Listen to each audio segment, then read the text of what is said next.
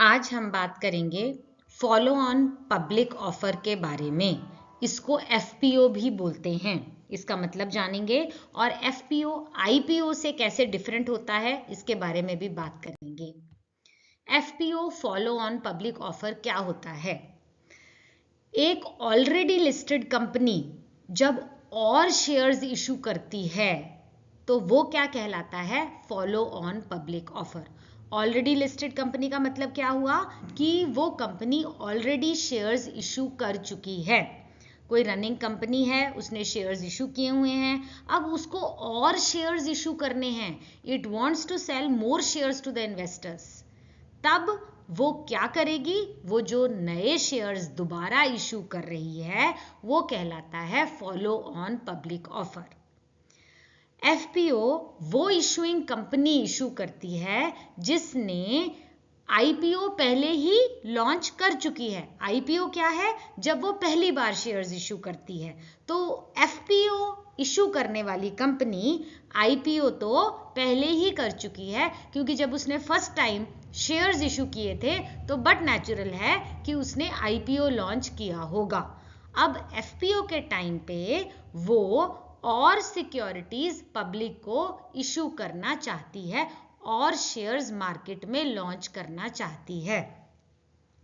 जब किसी कंपनी को एडिशनल कैपिटल चाहिए और पैसा चाहिए, और पैसा क्यों चाहिए? उसको कुछ ग्रो करना है, नई कंपनी बढ़ानी है, एक्सपेंशन करनी है, या अपना डेट रिड्यूस करना है।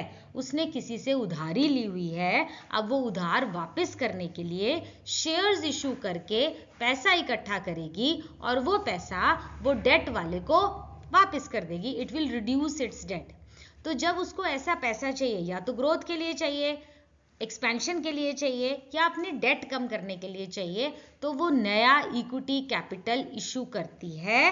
Fresh issue of capital takes place and this is called follow up public offer. Company debt को क्यों रिड्यूस करना चाहेगी? इसलिए रिड्यूस करना चाहेगी क्योंकि उसको उस डेट के ऊपर इंटरेस्ट पे करना पड़ता है, मंथली इंस्टॉलमेंट देनी पड़ती है, और वो एक बर्डन और एक लायबिलिटी है कंपनी के ऊपर। अगर उस डेट को उसने नलीफाई नहीं किया तो वो डेट ट्रैप में भी आ सकती है। इसलिए वो कंपनी डेट शिफ्ट से इक्विटी स्ट्रक्चर में जाना चाहेगी और शेयर्स इशू करना चाहेगी। अब एफपीओ और आईपीओ में क्या अंतर है? सुनने में दोनों सेम लगते हैं, सिर्फ एफ और आई का फर्क है, लेकिन ये बहुत डिफरेंट है। आईपीओ तब इशू होता है जब कोई भी कंपनी अपने शेयर्स फर्स्ट टाइम मार्केट में लॉन्च करती है। फर्स्ट टाइम जब वो पब्लिक को शेयर्स इशू करती है तो वो इनिशियल पब्लिक ऑफर होता है, उसको आईपीओ कहते हैं।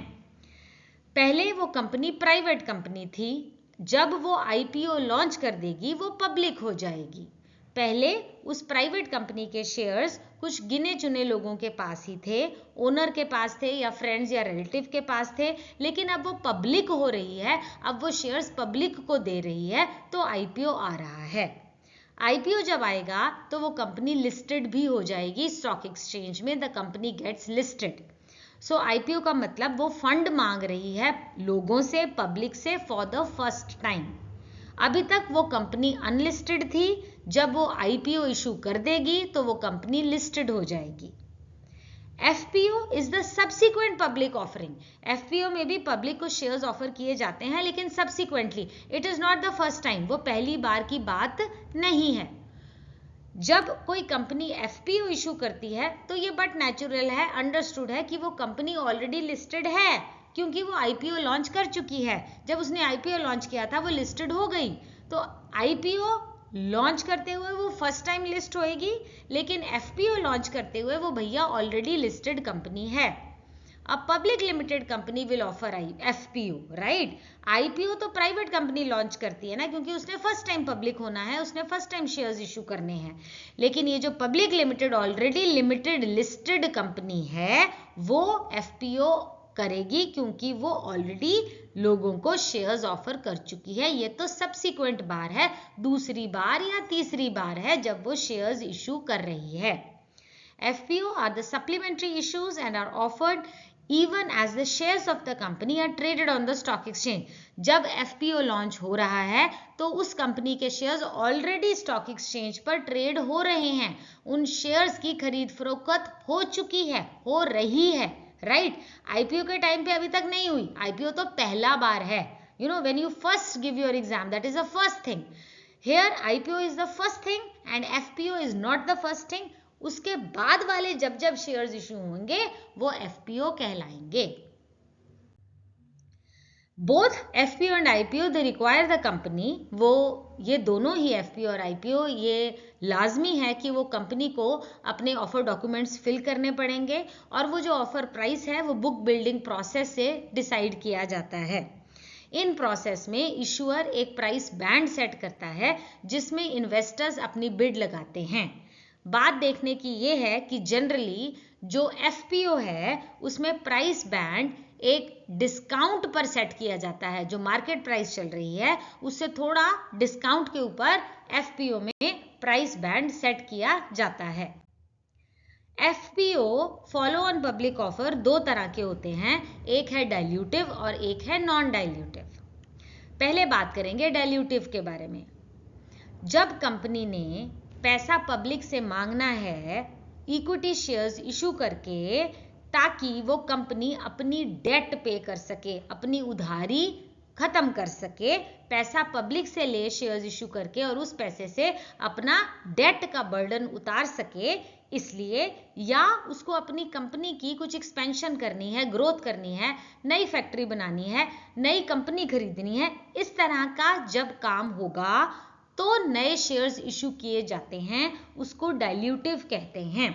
ध्यान से सुनिए, वो FPO तो आपको बता दिया कि वो कंपनी नए दोबारा से शेयर्स इशू कर रही है, फर्स्ट टाइम नहीं कर रही है, फर्स्ट टाइम वो कर चुकी थी, वो एक्स्ट्रा और शेयर्स सब्सिक्वेंटली शेयर्स इशू कर रही है। उन शेयर्स के पैसे से कंपनी ने करना क्या है, या तो उस पैसे से कंपनी ने डेट पे करनी है या एक्सपेंशन करनी है, ग्रोथ करनी है, नई फैक्ट्री नई बिल्डिंग लगानी है या नई कंपनी खरीदनी है। इस केस में डाइल्यूटिव FPO होता है, आपके नंबर ऑफ शेयर्स बढ़ जाएंगे क्योंकि वो नए शेयर्स इशू कर रही है ना, तो ऑलरेडी जितने शेयर्स इशू कर चुकी थी उसमें बढ़ोतरी हो जाएगी, more shares are added, fresh shares are created and sold by the company fresh shares sale कर रही है, टोटल नंबर ऑफ शेयर्स बढ़ जाएंगे, अर्निंग पर शेयर डाइल्यूट हो जाएगी क्योंकि नंबर ऑफ शेयर्स बढ़ गए तो अर्निंग्स जो है पर शेयर कम हो जाएगी, डाइल्यूट हो जाएगी। दिस में also lead to the decline in the price of existing listed shares. जो ऑलरेडी लिस्टेड शेयर्स हैं उनका प्राइस शायद हो सकता है कि कम हो जाए। अगर हम अपना हिस्ट्री देखते हैं तो जब रिलायंस ने जब नया FPO लॉन्च किया था तो उसके थोड़ी से कम जो है लिस्टेड शेयर्स की प्राइस थोड़ी कम हो गई थी। ये था डाइल्यूटिव। दूसरा है नॉन डाइल्यूटिव। इसमें क्या होता है, जब आपके existing institutional investors, venture capitalist, promoters या कंपनी के एग्जेक्टिव्स, इनके पास आपके शेयर्स रहते हैं, ये जितने भी हमने 4 नाम लिए हैं, institutional investors, VC, promoter, company के एग्जेक्टिव्स, इनके पास आपकी कंपनी के शेयर्स हैं। जब ये लोग अपने सारे शेयर्स या उन शेयर्स का कुछ हिस्सा बेचना चाहते हैं तो वो होता है non dilutive FPO। Non dilutive इसलिए क्योंकि इसमें नए शेयर्स क्रिएट नहीं कर रही कंपनी, इन लोगों के पास जो शेयर्स थे ना वो शेयर्स बेचे जा रहे हैं। यहाँ पर हमने आपको बताया फ्रेश शेयर्स क्रिएट किए जाते हैं, यहाँ नॉन डाइल्यूटिव FPO में फ्रेश शेयर्स क्रिएट नहीं किए जाते। जो इन लोगों के पास ऑलरेडी शेयर्स थे ये अपनी ये वाले शेयर्स जो हैं वो बेच रहे हैं, तो वही शेयर्स आगे बिके तो नए शेयर्स तो क्रिएट हुए ही नहीं, इसलिए earning per share do not change. यहाँ पर अर्निंग पर शेयर चेंज हुई थी क्योंकि नए फ्रेश शेयर्स इशू हुए थे।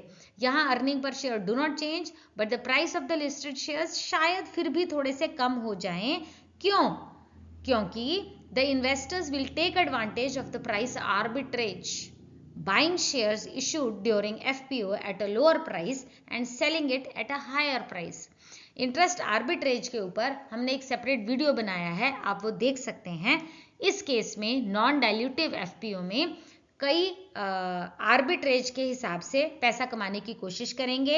एफपीओ जो कि थोड़े कम प्राइस पे इशू होता है उसमें खरीदेंगे और फिर बाद में हायर प्राइस पे बेच देंगे। इस कारणवश हो सकता है कि नॉन डाइल्यूटिव एफपीओ में भी प्राइस ऑफ लिस्टेड शेयर्स थोड़ा कम हो जाए। जैसे ही आर्बिट्रेज वाला काम खत्म हो जाएगा, फिर the price of the listed shares they will come down to the level of the fixed issue price. फिर वो शेयर का प्राइस अपने आप नॉर्मल जो है वो हो जाएगा। आर्बिट्रेज जब खत्म हो जाएगी, जब आर्बिट्रेज है तो प्राइस थोड़ा नीचे चला जाएगा, आर्बिट्रेज खत्म हो जाएगी तो प्राइस अपने आप को फिर सेटल कर लेगा। तो हमारा आर्टिकल यहीं खत्म होता है। आई होप मैंने आपको अच्छे से बताया है। कोई डाउट हो तो आप प्लीज़ पूछ सकते हैं। प्लीज़ मेरे चैनल को लाइक कीजिए, सब्सक्राइब कीजिए। Thank you for watching. Stay safe, stay blessed.